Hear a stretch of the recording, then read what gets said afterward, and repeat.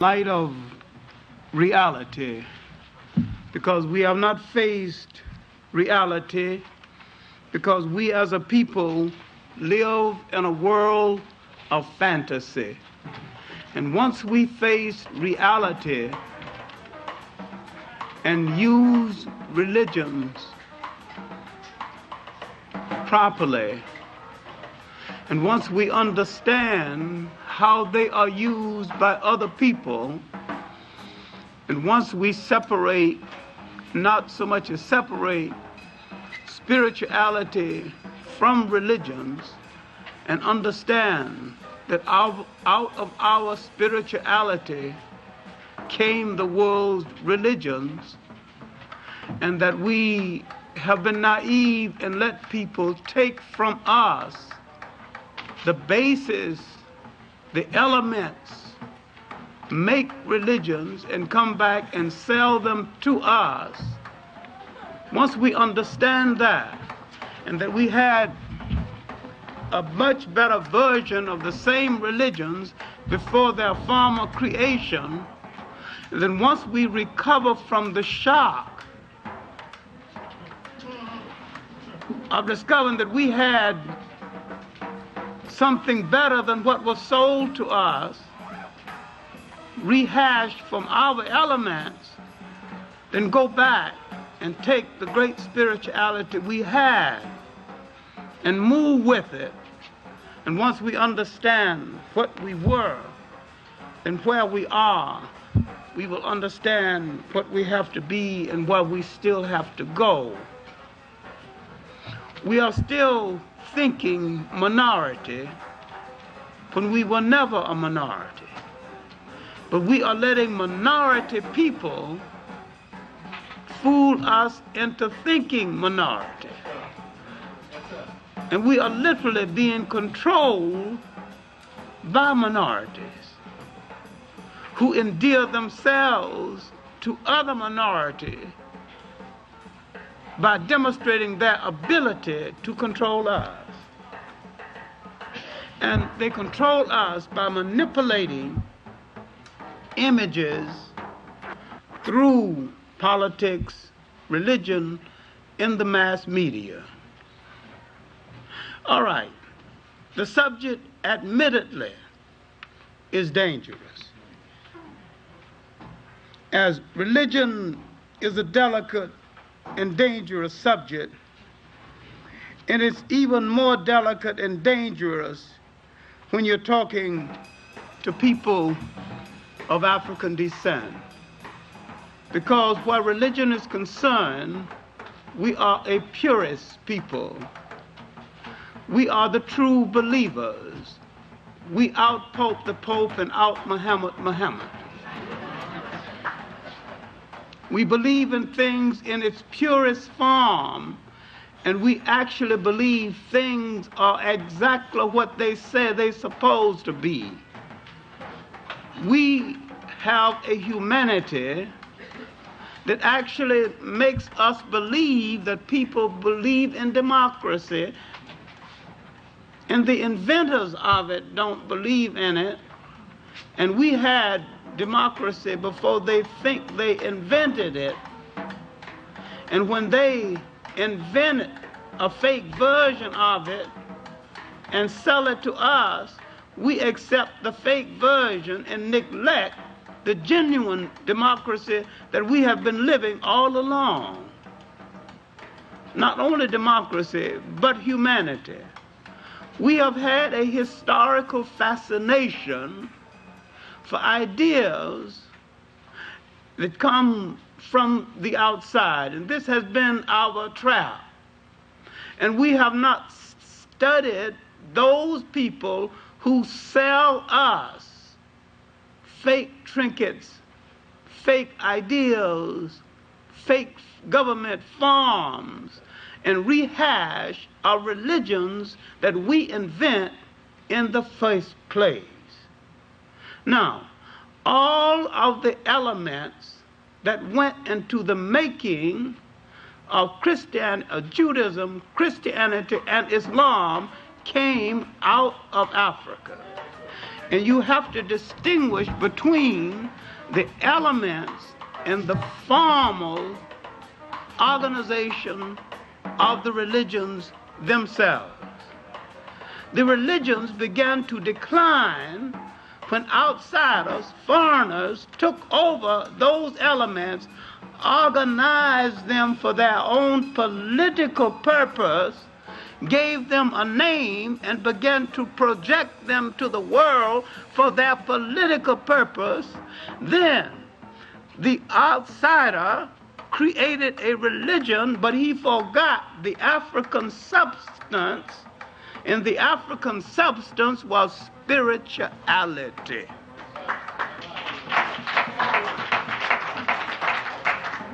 Because if you have spirituality, you can use any one of them or none of them. Because the African spirituality encompassed the essence of all of them. The white man has religion, but he has no spirituality.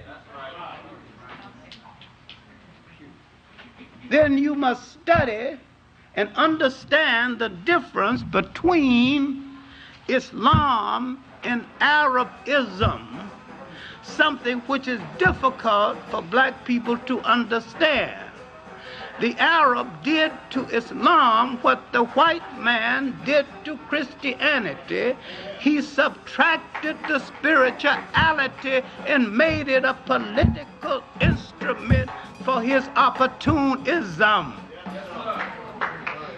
But when it came over to the African accepted the spiritual aspect of it and forgot that to the Arab it was then and still is a political game, and that the spiritual aspect left him very early, and that he was then and is now playing a game, and that the spiritual aspect never touched him.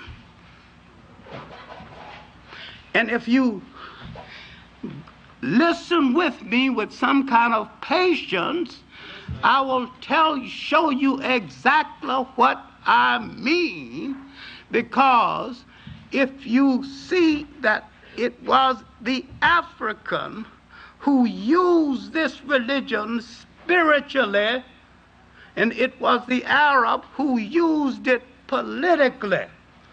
It is the African who still uses it spiritually, and it is the Arab who still uses it politically.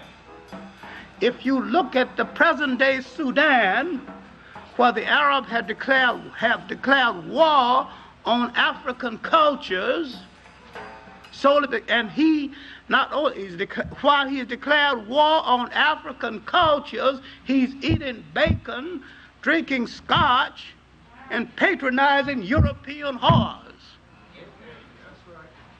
He is as holy as a dog. And yet, you can go to Egypt and order scotch, bacon, or anything you want from the West, including a Western woman, and you can go to an African country that is Muslim, and if you order scotch, you might be put in jail.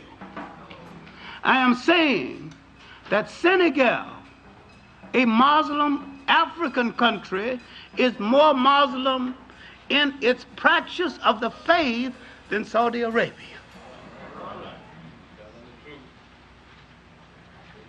And you have African countries, because Africans in general believe in the spirituality of the religion, and while the Arabs practice the political aspect of the religion, devoid of spirituality.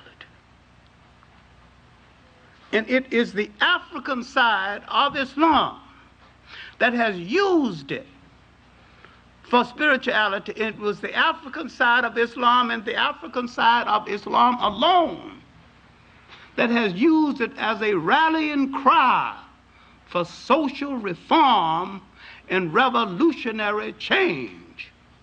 Now, in a speech at the African Poetry Theater a few weeks ago, I asked the audience, could anybody name one Arab who used Islam as a rallying cry for revolutionary change? A Senegalese student rose up and said, Gaddafi, which proved he don't know what Gaddafi is doing. Gaddafi is an Islamic zealot who is trying to use Islam to start a new form of Islamic and Arab imperialism. He's doing a few good things to disguise his con game. Otherwise, why would he be in Chad and Niger? He's looking for minerals, he's looking for resources, and he's backing those African countries that he can Islamize.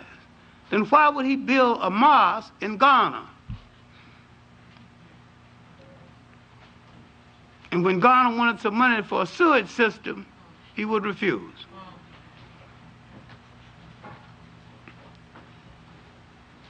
You see the politics, but you don't see the spirit. Now, there's some things he's done that I can admire. I've been in Libya 3 times, and I've talked to him twice. He has a country 2/3 desert. It's almost self-sustained in food. That is to be admired. You've got African countries rich in soil, rich in forests, buying rice from Texas, and they got big rivers running through the country, and all rice needs is water, moisture. All sugarcane needs is moisture. You got them buying sugar from other countries, not making the best use of their own resources.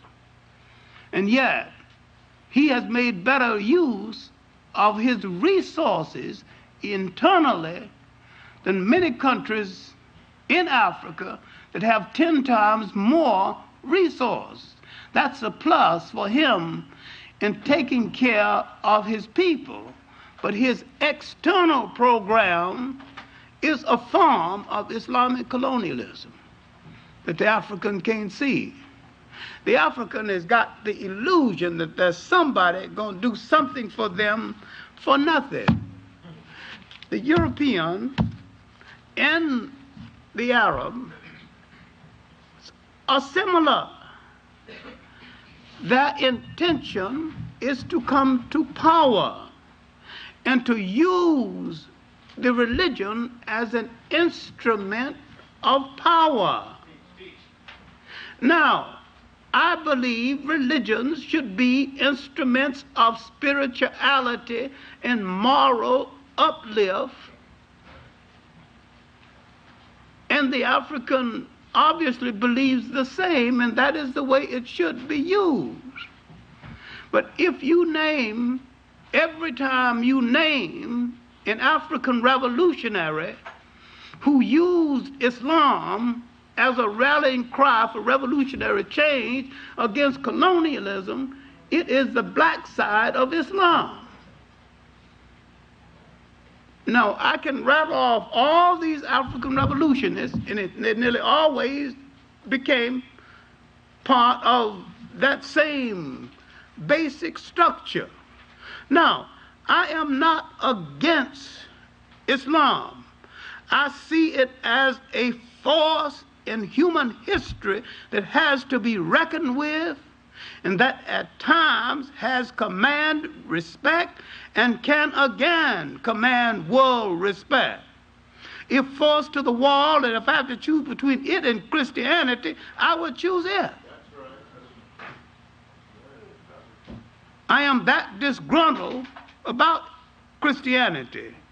I'm that disgruntled about it because I think both of them have failed their mission to mankind, and there is no excuse for them failing in their mission to mankind. I don't excuse either one of them, as I don't excuse the United States or Russia for failing their promise to mankind. I think they're both two thugs. I'm not equating Christianity and Islam with Russia and the United States. I am saying that these are world forces that made promises, and that these two thugs who met in an icebox recently to reflect their temperament and their character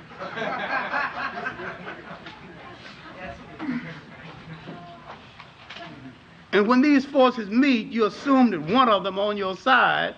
You quite forget that when they meet, they are arguing about which one of them going to rule over you.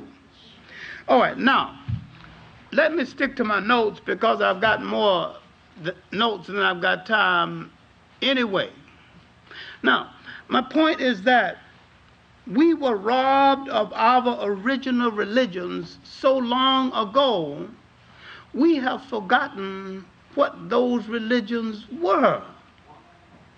And once we go back to the original base of our religions, before Judaism, Christianity, or Islam, and when we go back to those religions were based on spirituality, and the God concept of those religions, of Judaism, Christianity, or Islam, came out of what I refer to as pre-God religions. I don't use that anymore because people don't understand what I mean about pre-God religions. They are so accustomed to the word God, they cannot understand that there was a time when man thought of a force in the universe presiding over the universe, and while he meant God, he did not use the word God, and man had more spirituality before he consistently used the word God. He used the God force and the God concept without using the word. He meant the same thing, and ultimately Western man interpreted that as meaning the same thing. But at this period, when everything was an all-encompassing, all-conclusive, man had not created, the Africans in the great river civilizations had created a religion that was so all-conclusive. It was not a weekend Jimmy Swaggart type of religion. It was a kind of religion that touched your total being. It wasn't a Sunday religion, a weekend religion. It was part of your totality, your morality, your dress, your diet, your marriage, your total human being. And it dictated everything. And this is why at this period in human history, man did not have a word for jail, because no one had ever gone to one. No word for orphanage, because no one had ever thrown away any children. No word for old people's homes, because no one had ever discarded grandma and grandpa. Man was truly religious, too religious to shirk his responsibility in any way. I'm saying that was a truly great religious period of man. But once these foreign clowns began to organize and misinterpret what the great Nile Valley African thinkers had, and began to slap names on them, and began to make political and military use of them, that's why the whole thing went wrong. Now, when we look at Islam, where the brothers go wrong, that every time they move from one religion to another, they think the new religion has been with us forever. It is the newest of the world's religions and the last one to come into the mainstream of historical consideration. And when you separate it from Arabism, if you can, and it is difficult, I must admit, but when Islam moved over into North Africa,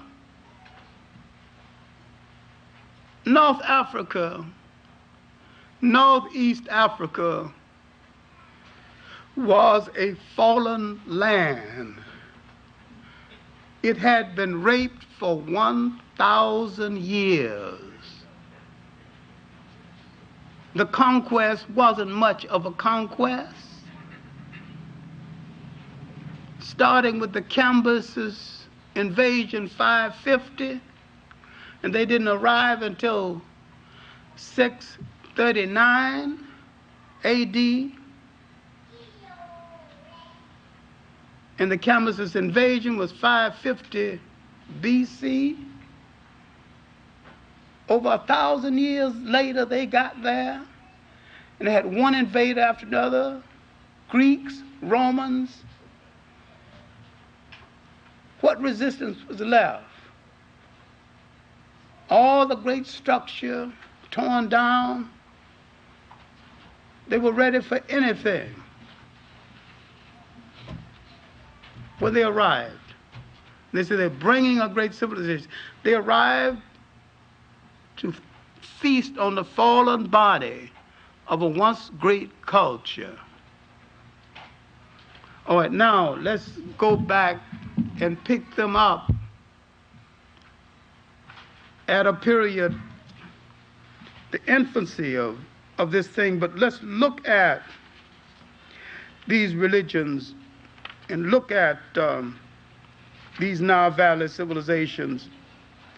Look at them as the basis of Western religions. And all the time this had happened while Europe was in its darkness.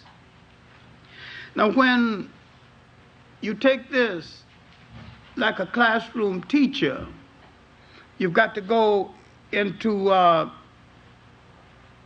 details.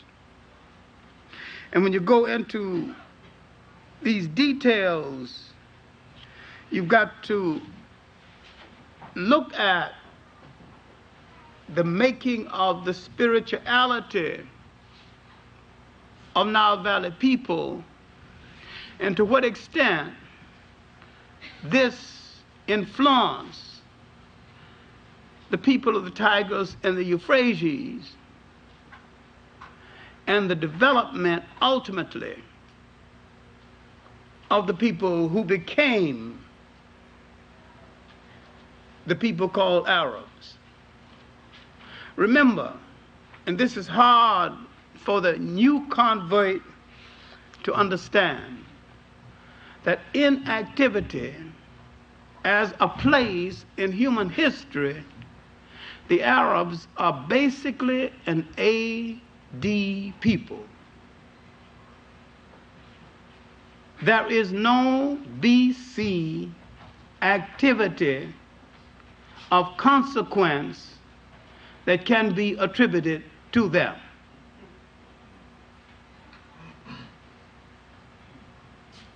Now, if you want to build a religion around them that has been there forever, and if you want to say, as some brothers have said, God created the first Muslim, his name was Adam, I don't know what you're talking about. If you want to create an Islam that started before the Prophet Muhammad, again, I don't know what you are talking about. But if you want to say that the elements, the sentiment, the basic social thought that went into the making of the religion existed in Africa before Christ, I can understand what you're talking about. But if you're going to say the religion existed before Christ, I don't know what you're going to talk about. I don't know what you're talking about. Then if you say that Islam is the black man's natural religion, I don't know what you're talking about. But if you say spirituality, the spirituality that went into the making of all three of these religions is the natural spiritual inheritance of the black man, I know what you're talking about. So you have to define your semantics, and you got to define your terminology before I understand what you're talking about. But you cannot say that he had a religion way back there called Islam, because Islam didn't exist way back there. Islam came into existence around the 7th century A.D., and that's what we're going to deal with. Just for your information.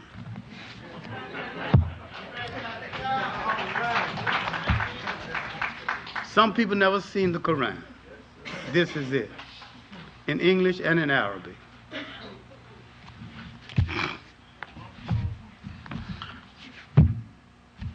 This is a short history of Muhammad and the early caliphs and the early heroes of Islam. This is a book all black Muslims should have read, called Christianity, Islam, and the Negro Race by Edmund Vilmont Blyden. I have 2 shelves of books dealing with Islam, Arabs, and their history alone. 2 shelves. And I read practically everything and every word in every book. I grew up a Baptist Sunday school teacher.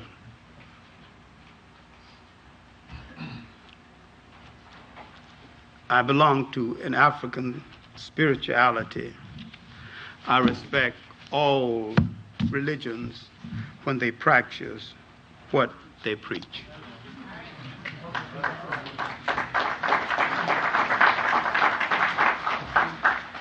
Now,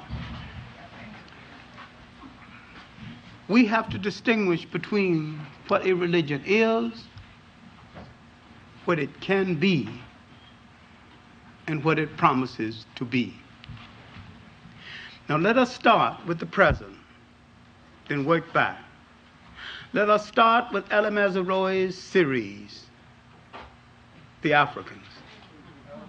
Because this series will and has done a lot of damage, principally because most African people who see the series never read one book on Islam, never read one book on Arab history, and do not plan to do so.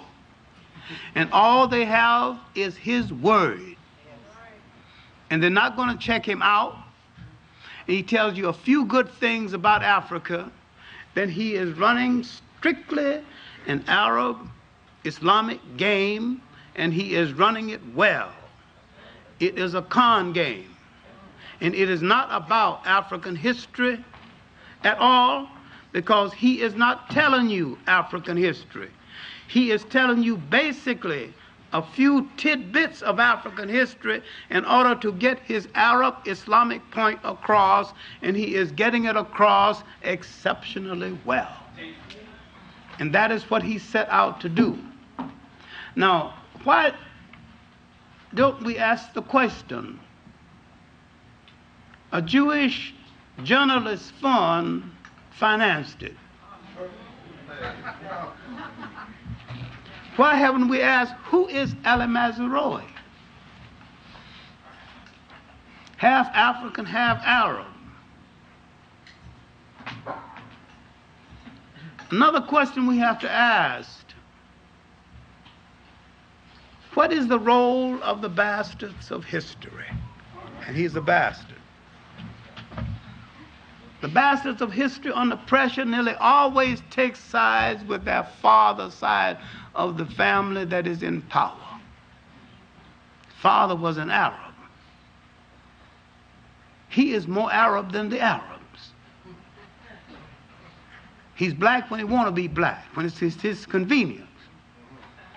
But in this series, this man is more Arab than the Arabs. You have to know some African history to know the game he's playing. But if you don't know African history, you don't know his omissions. You don't know his omissions about Ethiopia. You don't know he's left out Bilal. He left out Zayd bin Harith. If you don't know anything about the Ethiopian period of Islam, when Ethiopia saved Islam, then when you leave it out, you don't know it because you didn't know that there was a period when Ethiopia saved Islam.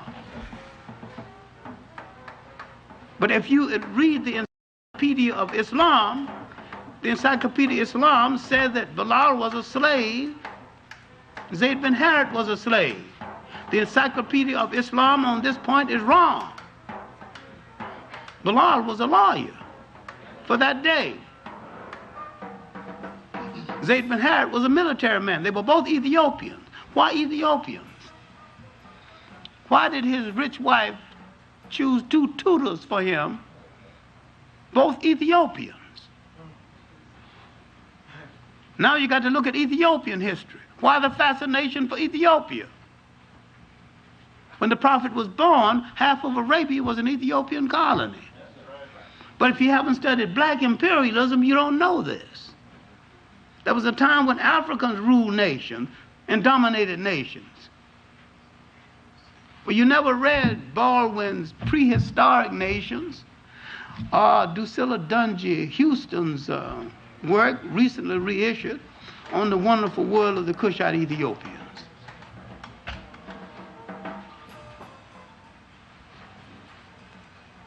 Or the second chapter, Chancellor Williams' work, The Destruction of Black Civilization, dealing with the southern African origins of Egypt. Look how much you have to know. Now, in his 4th stanza, the 4th session, which was really one of the better ones, dealing with exploitation, he dealt with it pretty well. He opens by downgrading the Western slave trade by 12 million people. Du Bois, in the end of the 19th century, said it was from 60 to 100 million people.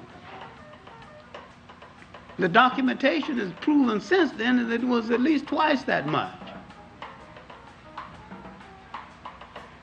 Then the other documentations on the Arab slave trade in a work called Slave Trade in the Indian Ocean prove that one period 35 million Africans were taken out. Then he said there's only 2 million Africans in the Arabian Peninsula. And he asked, where are those Africans? He's safe because most people don't know where are those Africans. Alamazar Roy, who's known me for 30 years, wouldn't dare stand before me and ask that question. Because I got an answer. I know where the Africans went who are not in the Arabian Peninsula. A lot of them went to India to perform the armies for the Maharajas. A lot of them went to Asia, different parts of Asia. Some went to China. And when the Portuguese came around to East Africa, the Arabs formed a partnership with the Portuguese. And the Portuguese and the Arabs got together, the Omani Arabs, and Alamazar Roy is an Omani Arab. The Omani Arabs established Zanzibar and made Zanzibar the largest slave trading force in the world. And if you look at the magnolia trees at Zanzibar, each tree represents an African who made the mistake of looking at one of the harem women of the Arabs, because if an African looked at one of the harem women, they'd cut his head off and they'd bury his body and they would plant a magnolia tree over his body. Every magnolia tree at Zanzibar represented an African who made the horrible mistake of looking at one of those women. If you look at Basil Davison's work, A History of East Africa, look in the index, look at the word Mazaroi. You'll find some information on his family. Now, he wouldn't ask me any question, what happened to those Africans? If there's only 2 million in the Arabian Peninsula now. See, he's whitewashing the Arab side of the slave trade. Now, when the meeting was called by UNESCO on slave trade in the Indian Ocean, they invited 50 Arab scholars. Not one showed up. They don't want to deal with it. And the African who is a Muslim don't want to deal with it. And those who are Muslim in this country don't even know about it and don't want to be told about it.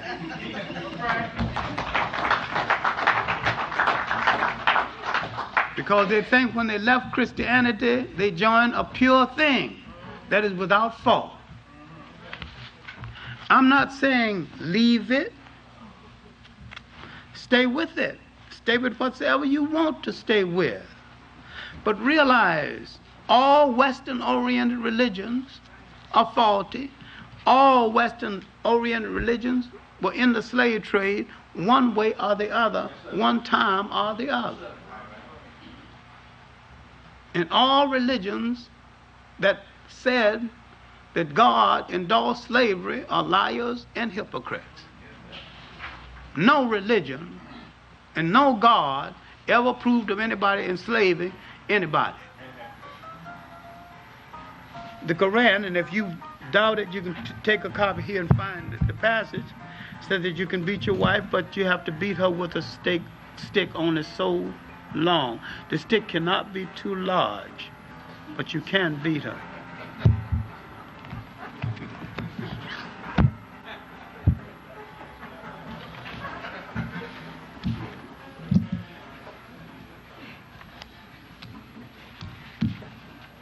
And when you go back to the laws of Hammurabi, 2000 BC, from Babylonia, and you can see the origin of some of this.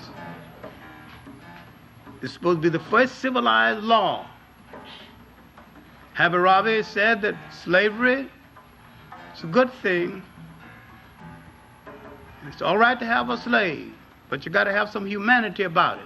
You've got to give him a day off.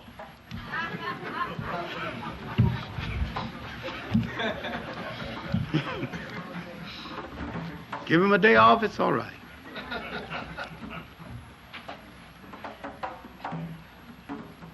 We need to read more of other people's history and more of our history. And if we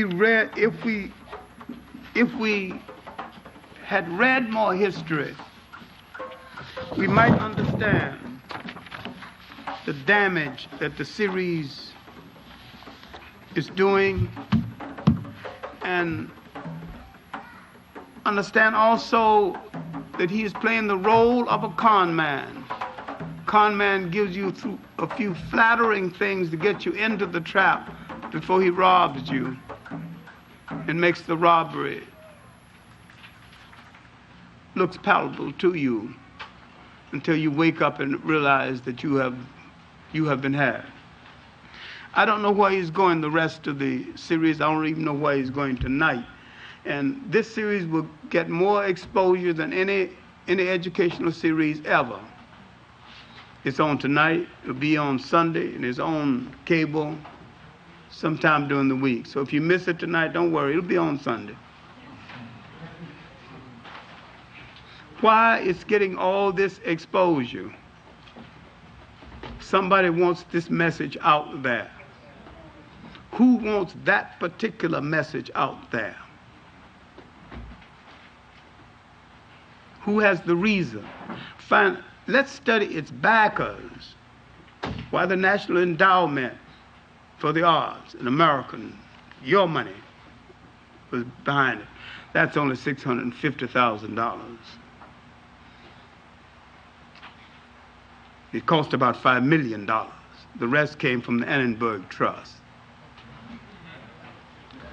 What's their interest in backing an Arab commentator? He wrote the commentator. He wrote the book about it. And yet another series was put on by an Englishman, Basil Davison, 3 times better than that one and more honest. Because knowing that he was white, every time he came to a critical part of the history, he found an African and put the African historian in front of the camera and let the African explain African history instead of he doing it. And I'm saying that the Englishman did a better job because the Englishman let the African explain instead of explaining himself. But Ali Mazrui is doing all of the explaining. All right. This talk is not about Ali Mazrui, but you have to understand something of what is happening to you. This is an Islamic whitewash. I hope you understand that. And the sad fact is that most of you and most people who saw it will not understand that this is what it is. And it is for a larger reason. And that reason is going to come out more and more. Now let's look at Africa on the eve of the rise of Islam. Religions rise and are created and grow in a vacuum. A condition has to be created for religions to rise. What was the vacuum? How did it create? Who created it? What was the condition in Africa and Western Asia, called the Middle East, on the eve of the rise of Islam? If Islam rose in the 600s AD, what was happening in the 600s AD? The Roman Empire was falling apart. The Roman Empire had been falling apart militarily since 450 AD. 450 AD, a bunch of German thugs called Vandals moved down and hit the Roman Empire. Now, the Romans had propaganda out that the Roman was invincible militarily. And a lot of people believed this. It's just that the Vandals didn't read the propaganda and couldn't read anyway. And they did not know that if you hit a Roman, you're supposed to fall dead. And see, they just went and hit those Romans in such a way that the Romans never recovered. And they added a word to the language: vandalism. Destroy everything. They warred on men because they had a wife and children, because they're too stable. They resented everything. Then they moved over to Spain and started a fight with the Visigoths, the Goths and the Visigoths. But only the people who read Roman propaganda continued to believe the nonsense. But the Romans would coach a long time. Now, they had already made a mess out of the management of Christianity, because now the fight between the Byzantines and the regular Romans continued. When the Romans, and if you understand what I'm saying right now, maybe you'll straighten out some current thing. When the Romans stopped killing Christians and became Christians, they wanted to take over the apparatus of Christianity from the Africans who were managing it while they were killing Christians. When the European takes over anything, he wants to control all of it, not a part of it. Now, if some backward people called black leftists understood this, they would realize that if they help the white left into power, the white left is going to do them in.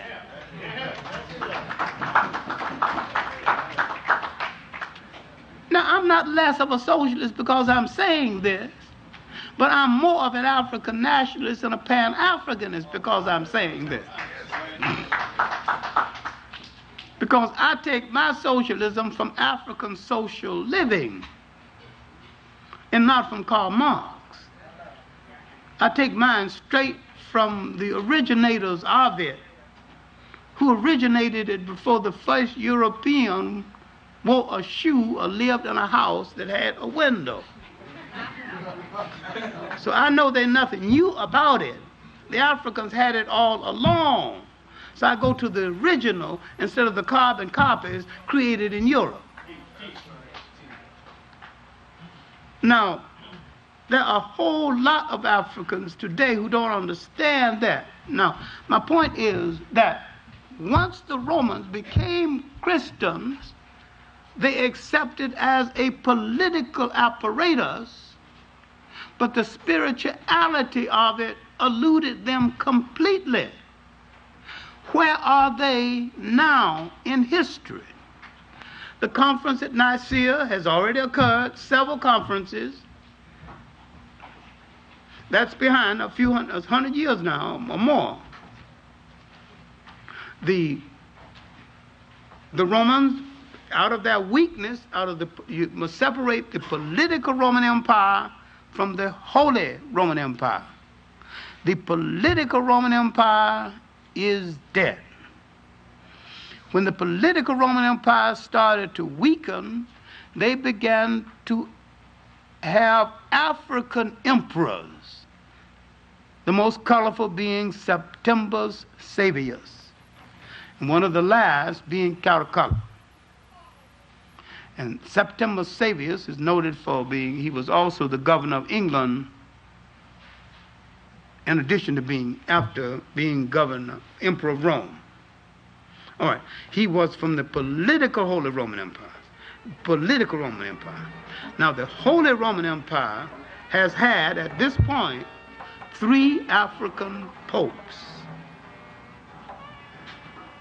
Tertullian being a noted one. There were 3. And Tertullian wouldn't be popular today because he's really one of the first to say, "Vanity, vanity, thy name is woman."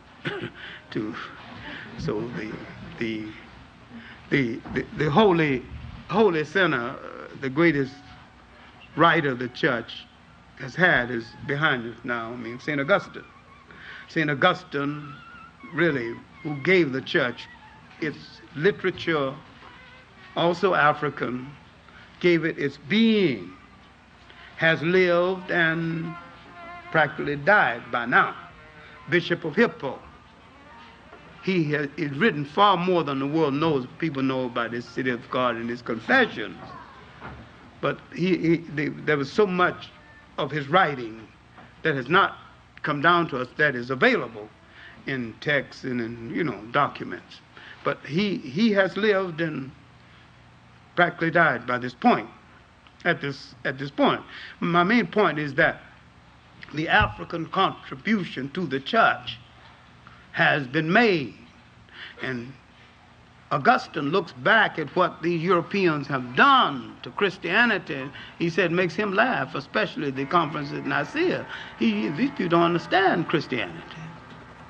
Now, the fight between Byzantium and Rome over the dominance of the church has literally wrecked the church. And this mismanagement and disenchantment now would cause a camel boy. Now, because you can't read, that doesn't mean you have no wisdom. Most of the people of that period couldn't read. That don't mean they're stupid. To begin to talk to other camel boys. And finally, he began to rise up in his profession, and his uncle began to give him a little leadway. He was working for his uncle, in the trades, the caravan trades between the masters, and and he finally marries a rich widow. This rich widow secures for him 2 Ethiopian tutors that the Encyclopedia of Islam mistakenly called slaves. They're not slaves. And Zayd bin Harith and Bilal. Bilal is the Prophet's first convert. And Zayd bin Harith is listed as the third. I'm at a loss to find out who was the second of the African converts. All right. Now, this is the condition. The corruption of Christianity has reached a point for failing to find reform, to get reform. He began to send letters to the different heads of state, asking them to accept the new faith. And some of them laugh at it. Some of them tear up the letter. The Emperor of China takes it seriously. He didn't say, so what's the big deal? he erects a mosque. It's all right. One more religion don't mean nothing to him. He erects a beautiful new mosque in China. It's all right. I mean, it didn't seem to bother him. He'll accept it. He'll give it a chance. Anybody want to join it? Here's a mosque. Yeah. You make no fuss about it. A few accepted, a few didn't. And then he tell me either go to accept the faith or go to pick up your sword because I'm gonna fight you. Now, Bilal accompanies the Prophet on his various missions. And he is looking for someone to call the faithful to prayer. Bilal becomes the first of the Muslim to call the faithful to prayer. And he has looked, and he didn't, among the people of Arabia, he don't want to use bells or, Then he comes home one evening. Bilal is his steward and his mace carrier and general all-around man. And he tells Bilal his problems. Then he asks Bilal to see if he can say the call to prayer. And he said, why have I been looking all over Arabia when you have the sweetest voice in all the land? Now Bilal becomes the one to call the faithful to prayer. And he makes out of it a great art form. And even today, if you go to Senegal and listen when the faithful are being called to prayer, the Africans do it, and it is a concert. It is a concert piece. Then go to an Arab country and listen. Almost like a bad bird singing off tone. They can't bring it off to this day. They can't bring off that song. The beauty of that song. There's no God but Allah. Allah is, it's repetitious. But it's the African who can take that repetition and infuse a spiritual beauty into it that you will not find in any other country, any other place in the world. Because in Libya, they just record an African voice and play it on record from the play. That they get it that way. But Libya seemed to have been the only predominantly Arab country where the 5 prayers are called on time, and where you do see a degree of people moving toward the mosque to say the 5 prayers. In most Arab countries, the traffic keeps on and nobody pays slight bit of attention to it.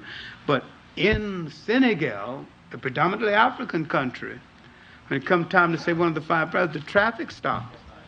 And you could be going to have a baby, but the traffic stops. And my point is that whether I believe in it or not, it's just so beautiful to see so many black people doing something in unison. Right or wrong is of no significance. No significance. Just see them doing something together. It's a thing of joy. You notice one thing generally, the men and the women are closer together in African countries than in Arab countries. And inasmuch as the Prophet's first public act at a time when, because they are a desert people, when a woman had 2 girls, if the 3rd child was a girl, they either got rid of her or put her to death. Women protested this. He defended their right to keep the children. Now, inasmuch as the Prophet defended their right to keep their children, one wonders why and how, over the years, systematically, Islam became predominantly a male chauvinistic religion. Here you have to separate Islam from Arabism.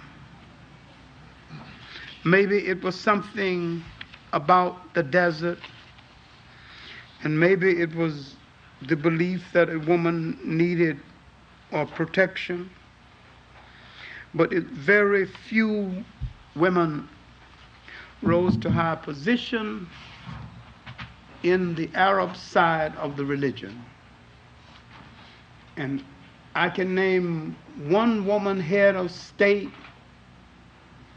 in the black side of it who not only headed a state, but rode in the head of her army and commanded her armies in the field.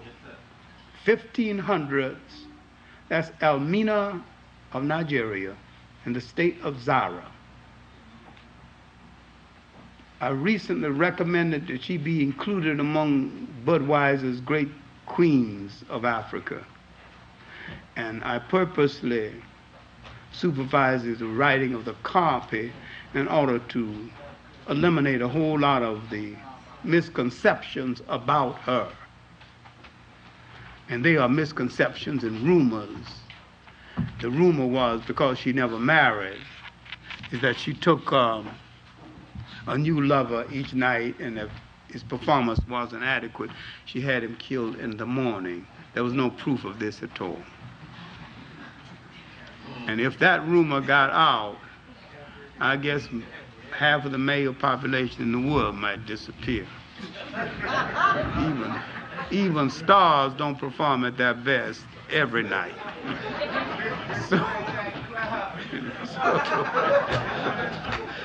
So that wasn't an important thing anyway.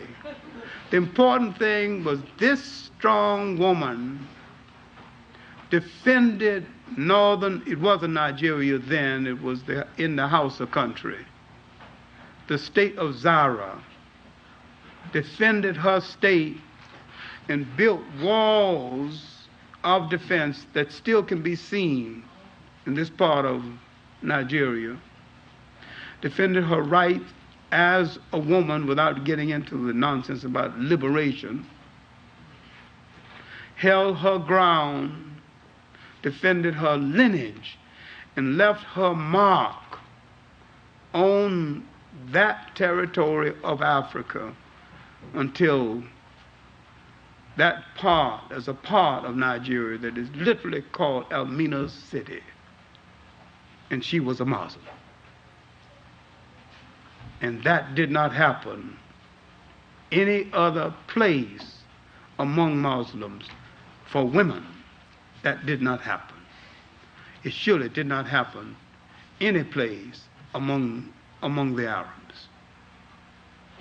And the revolutionary African, especially revolutionary against colonialism, happened nearly always on that side, on the African side. That meant that the African accepted the religious side and the spirituality, and that Islam said something to the African that it did not say to the Arab, and that it still says something to the African that it is not saying to the Arab. That if Islam is to be rescued and made the great spiritual and moral religion it was intended to be, instead of the political instrument for opportunists, it will be the African who will make it so. He has the capacity to make it so. And this is what we need to look at. Not to ignore the Arab at all, not to ignore the fact that it was from Arabia that the religion came out, swept over into North Africa, and had its rapid growth. All right, now, after this religion barely got underway, the Prophet had some difficulty, had to leave Medina, then literally had to fight his way back to Mecca. Bilal was with him all of the time, and so was Zayd bin Harith. Zayd bin Harith was the governor of the Prophet's tribe, the Quraysh, and he was married into the Prophet's family, one of the highest honors possible. And he is hailed as one of the great heroes of Islam in the Encyclopedia of Islam and other literatures of Islam. The literature of Islam writes about the great blacks, but they don't tell you they were black. And what we need to do is to do a little more research in the area of Arabia and the presence of so many Africans at the time. We need also to look at the number of African neglected heroes and Islam and bring them back to fore, bring them back into world consideration, and understand that Islam came into being so fast. It is literally a religion made from a composite religion, and the least original of the world's religions. It had to take something from Christianity, something from Judaism, something from Zoroastrianism. That is nothing that one needs to apologize for. And yet, it came into being at a time it served a great purpose. And it had to turn to many places for haven and for shelter. On the advice of Zayd bin Harith and Bilal, some of the key followers were sent to Ethiopia for shelter while the trouble in Arabia blew over. The prophet said, "Go to Ethiopia, go to that land of righteousness where no one is wrong." This is the kind of reputation Ethiopia had among Muslims at the time. It had been a Christian nation for over 300 years. Other people against the move went ahead and told the Ethiopians that these people were thieves. And when the Ethiopian king received them, he said that your message is not much different from the Christian message. And he received them and sheltered them until the difficulty blew over and they went back and strengthened and got the faith well underway. Now, Bilal stayed with the prophet the rest of his life, and when the prophet was dying, he literally appointed Bilal as the next caliph, and he refused it. Now look what would have happened to the faith had Bilal became the next caliph after the prophet. It would have been a different religion altogether. But he refused the honor, but he did not call the prayers except 2 more times after that. He called the prayers for Omar, the first caliph, and 1 time for a special meeting for the first caliph. And then he either went back to Ethiopia or he died. We know Zayd bin Harith died in a battle against the Byzantines. But these 2 Ethiopians had helped to lay the foundation and the strength for Islam. Islam now was ready to move out of Arabia over into North Africa, to move into the vacuum left by the confusion of the Romans and the mismanagement of Christianity. North Africa was in such a sad state that the people were ready to welcome almost anything with the disappearance, with the wreckage left by the Romans. So there was very little resistance. In a little while, the Muslim armies had swept across most of northern Africa. A little resistance from the Berbers. These are relatives of the Arabs who had arrived much earlier. And this resistance didn't last too long. When this resistance died down,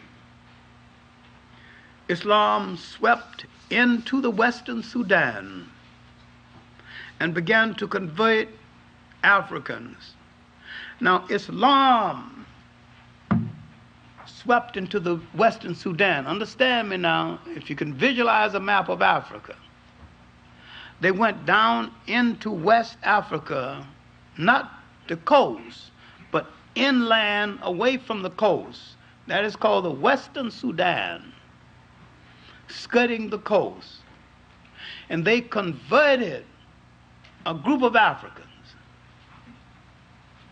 And these Africans became purists. so much purists that these Africans, after 50 years or so, came back into Morocco and told those who converted them, you are not properly observing the faith. I'm purer than you are. Now, you have to understand this, because Western Africa, the Western Sudan and Western Africa were converted by Islamized blacks. East Africa was converted by Arabs. Islamized blacks knew what part of African culture to leave intact in spite of Islam. You can see the difference to this day. And East Africa, converted by the Arabs, who had no respect for African culture then or now, they destroyed a lot of African culture. They married African women, and after 50 years, they had produced enough black-looking Arabs, and ultimately they would use them to go inland where the Arabs were not permitted to go and start the East African slave trade. Over 600 years before the European slave trade. And the Arab is the only branch of Islam to use Islam as an aspect of slavery. Now, the Africans who converted those in Western Sudan left the matrilineal system intact, meaning the lineage coming down through the female remained intact in Western Africa, while in Eastern Africa, the Arab installed the patrilineal system, meaning the inheritance comes through the oldest son, and the lineage comes down through the male side of the family. It has wrecked the culture to this very day. It has confused the culture to this very day. Now, when they arrived in Egypt, they arrived at a culture that had been raped by foreigners for 1,000 years. They had no respect for it or understanding of it then. They have no respect for it or understanding for it now. The Arab traditionally has no respect for non-Arabic culture, and practically none for African culture in other parts of Africa. And this is the basic drawback and the basic difference between Arabs spreading Islam and Africans spreading Islam. African Islam is basically different from Arab Islam.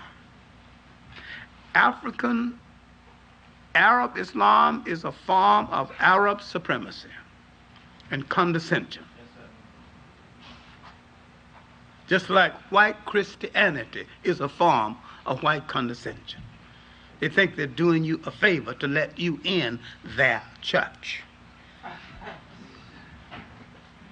The church becomes their private property, just like the Arabs think they're doing you a favor when you come into one of the mosques. And if you go to Mecca and see the discrimination against colors, different colors, you will find that out, is that even in Mecca, there is color discrimination. And they'll look you straight in the eye and deny the whole thing. All right, now, they're in Egypt. But out of the Western Sudan would come a great general, Tarak Ben Zad, or Jabral Tarak. He would discover a weakness in Spain fighting the Goths and the Visigoths, and the Vandals fighting among themselves. The dissident element in Spain would do something white people rarely ever do. They would sneak across into Africa and tell the Africans how weak the whites are, and said they are so weak, if you want to conquer them, it's an easy thing to do. Jabral would send a testing army about 10,000 just to test their lines. You find it is easy. Then later, he would send 60,000. He would take Spain. Now this is purely an African conquest. You are not dealing with the Arab conquest of Spain at first, because the Arabs were not there at first. The initial conquest of Spain was African, not Arab.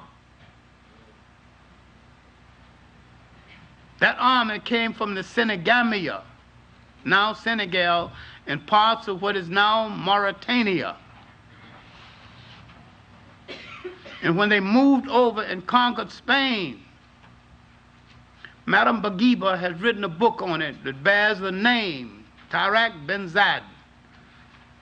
The Rock of Gibraltar is named after him. It's the hill or the mountain of Tariq. Gibraltar is a corruption of his name, Jabral.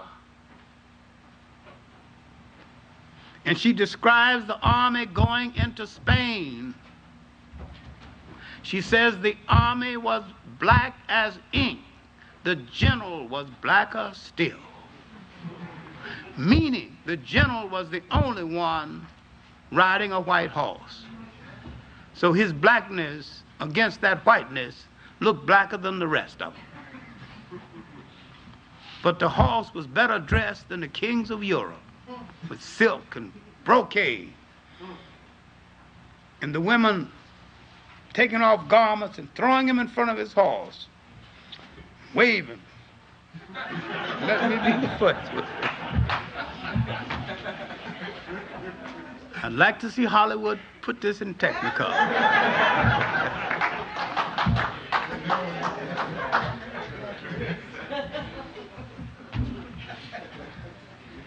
Militarily, the Africans took over Spain, and militarily, the Africans held Spain until 1240, while the Arabs did come in. But the military hold on Spain was African. Now let's look at the Africans and the Arabs, that combination called Moors in Spain. What did they do? What did the Africans give to Islam? Why do you find a toleration between Christians and Arab, Christians and Muslims in Spain that never existed before ever? It is the African spirituality. They coexisted with the Catholic Church side by side. They worked out a humane agreement. No mass killing. They built public schools. They built public baths.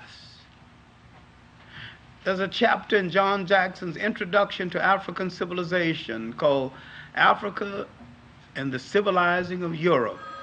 You would do well to read it. That chapter alone is worth the price of the book. But there are many other books on the Africans and the Arabs in Spain. They gave Spain the greatest civilization it has known before or since. They built a great university, Salamanca. They translated the great works of the masters of Europe, including a lot of work they had stolen from Africa. Europe had forgotten its own masters. The Africans translated it.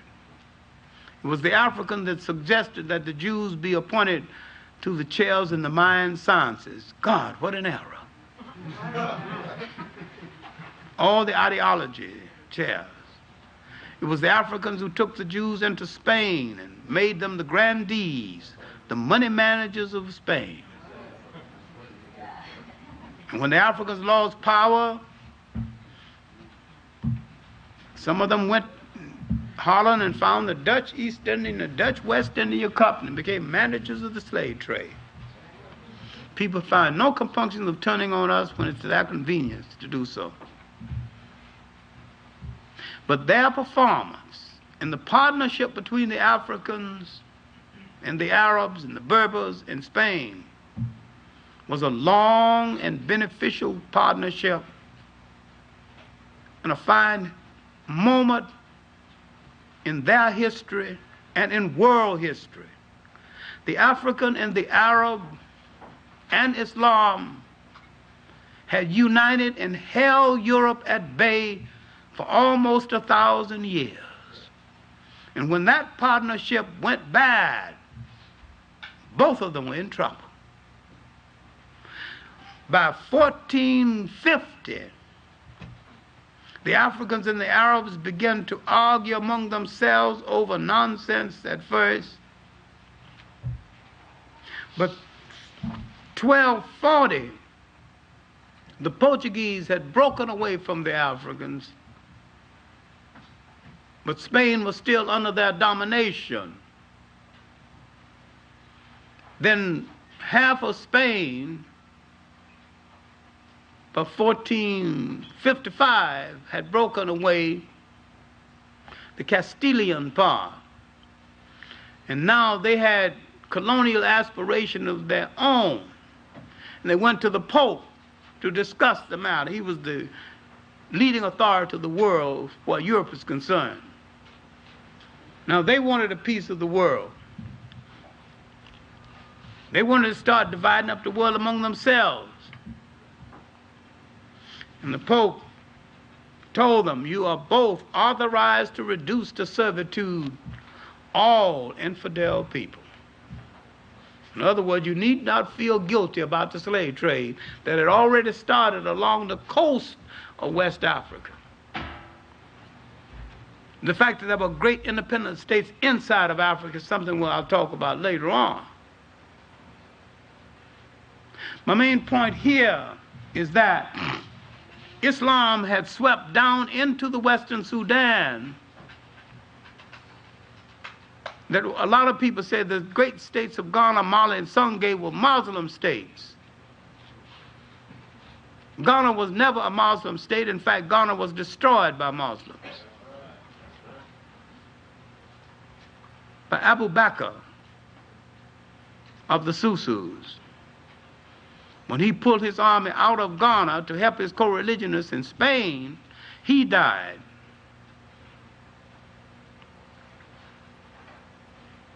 Now, I'll be talking about these other states in more detail in another way. But what I'm concluding with is that the spread of Islam into the Western Sudan had brought a language, a sense of accounting, and a religion that had a fascination for the African. But now, the argument between the Africans and the Arab, spoiling the performance they had, that almost 1,000-year performance that had been good not only for them but good for mankind. They had given North Africa some stability, and they had given the Western Sudan some stability.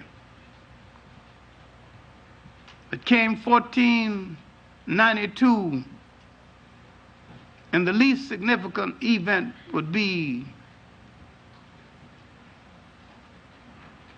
the so-called discovery of the New World. The greatest event in the history of that period would be really the Africans and the Arabs, collectively called Moors, would lose their hold on Spain and be pushed out. Be pushed out of Spain, and they would lose the Mediterranean. They had blocked Europe in the Mediterranean. They had forced Europe out of the Mediterranean, and they had forced Europe into the Middle Ages. Now Europe had discovered longitude and latitude. It had come out of its box. They'd gone back to sea. They had learned some maritime techniques from the school at Salamanca, that the Africans had translated the information from Spain, and they would turn on the very Africans who translated it for them and the very Arabs. The fight between the Africans and the Arabs would facilitate the rise of Europe. But except had the Africans and the Arabs got together at this point in history, fighting over various interpretations of Islam, they could have stopped Europe and stopped the slave trade, but instead of stopping the slave trade, the Arabs went into the slave trade, disgraced Islam, disgraced themselves, and left the African without protection, something which we should never forgive.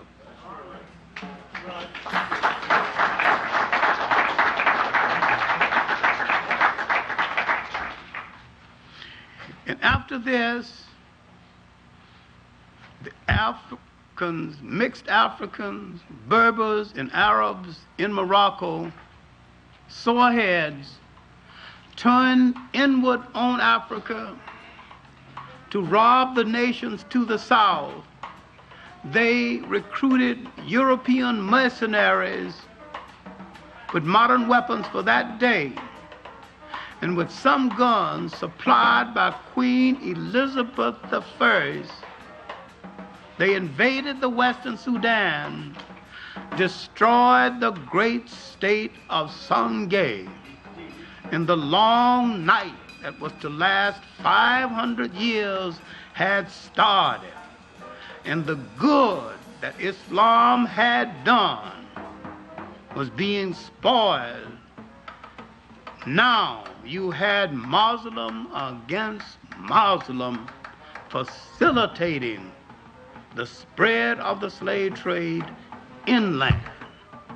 I am saying that while this is one of the world's greatest religions, its redemption is going to come from Africans who will rescue it, give it a real meaning, make it a world religion, make it a world force for unity, and give it the sense of tolerance and respect for other cultures and religions that it once had, and integrate it into the concept of African culture and African liberation. Either do this or throw it into the ash can of history. Thank you.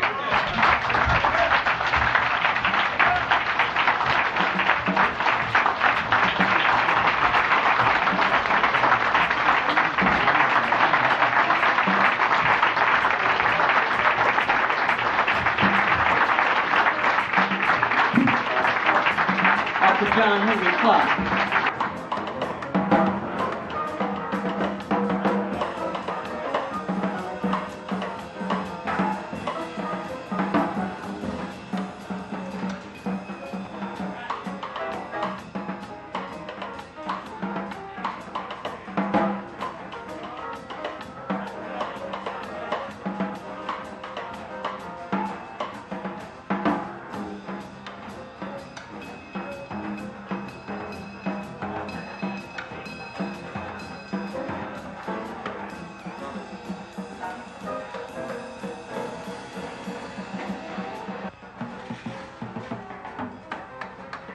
They have decided to establish these clinics in which to dispense prescriptions and to supply birth control devices to kids.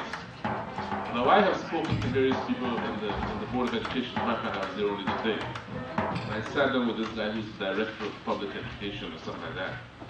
And I asked him to explain the policy, the reasons why, and so forth. And we sat down there for about half an hour.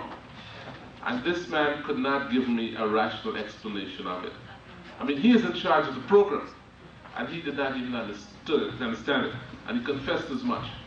So it seems to me that what we got here is very clearly an attempt to deal with a very serious issue in a very cosmetic way. And what we're seeing in New York City are cosmetic ways of dealing with problems. Our leaders have no clue as to the solution of problems.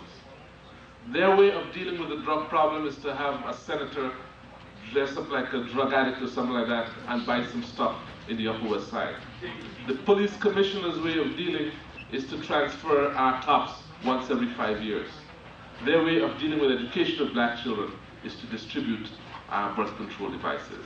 So these people have seriously run out of ideas. They are intellectually bankrupt. Now, what we're going to do is this. We intend to do something about the problem, because it has nothing to do with the high teenage pregnancy rate of black children. Because it's true that the teenage pregnancy rate is high, but giving them condoms is not going to solve that problem. And we intend to bring a lawsuit, against the Board of Education on several grounds. First of all, that this policy that they're implementing is not very clear and precise. It violates their own standards. And secondly, and more important, that it is a violation of the rights of blacks. It has a discriminatory impact on black folks, since all of the clinics are located in black and Hispanic areas. If it was a great program, don't you think that it would have been in Canarsie and some of those places? When they start locating them just in black areas, I think it's a very good idea that it's not all that great as it's touted to be. So we intend to stop this, this type of action by bringing a lawsuit against them. And it's not only intended to just stop this practice, but intended to force them to come up with serious solutions to the problem of black kids in the community. Because we are convinced that they have no clue as to this solution. And the only thing that is going to force them to do it is to stop this practice and let them seriously rethink about the problems of homelessness, crack, drugs, teenage pregnancies, and so forth. So ladies and gentlemen, we're going to ask each and every one of you, if you can, to be there next Tuesday. Next Wednesday, at 6 o'clock at the public discussion, when each and every one of you can make a contribution. Because they feel that we have a way of just kind of talking, bad talking, hey man, we don't like this and that. But when it comes to the real showdown, they say that they don't see too many of us there. So let us make our presence felt. It affects us, okay? It affects your kids. And make your presence felt at that Board of Education by being there next Wednesday at 6 p.m. Thank you. 110 Livingston Street. It's on the first floor. First floor, 110 Livingston Street. And just to reiterate and to bring some of you up to date, I don't know if it was mentioned, how well it was mentioned, but are we all aware of Mr. Mickens' situation over at Boys and Girls High? All right, he's the principal over at Boys and Girls High. And a few days ago, he was walking down the hallway and he saw some of the young brothers with condoms blowing them up like balloons. And so he asked them, so where'd you get that from? They said, well, we got it from the health clinic. So he went to the health clinic and he said, to stop distributing any more contraceptives until they can discern this program and evaluate it and find out what it's all about. And Robert Wagner, who's the president of the Board of Education, said he's going to make Frank Mickens an example by punishing him. Now, how they're going to do that, they have not explained yet, but they have targeted the brother. And what we want to do, part of what we want to do, is to say to the Board of Education, you're not going to touch this brother. All right? You're not going to let him touch this brother, because he also stated that one of the reasons why he was doing that was because the parents in his particular school were on his side, and they were encouraging him to take a stand, and that he was going to meet the needs of his constituency. So we have a brother who is courageous, a brother who is responsive to the people that he is accountable to. And we don't have too many of those type of brothers and sisters around. And when we find a brother like that, a diamond amongst us like that, we need to give him. All right, sister. Dr. Clarke, who did you say made up the Vandals, the people that you call the Vandals? They were Germans. Germans?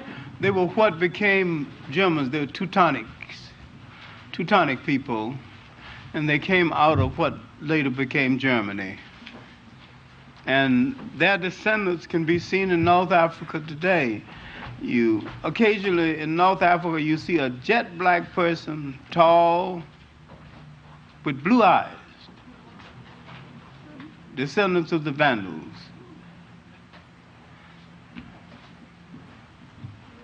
Exactly who are the Arabs and where did they come from? They came from the Arabian Peninsula. The Arabs are really a mixture of people.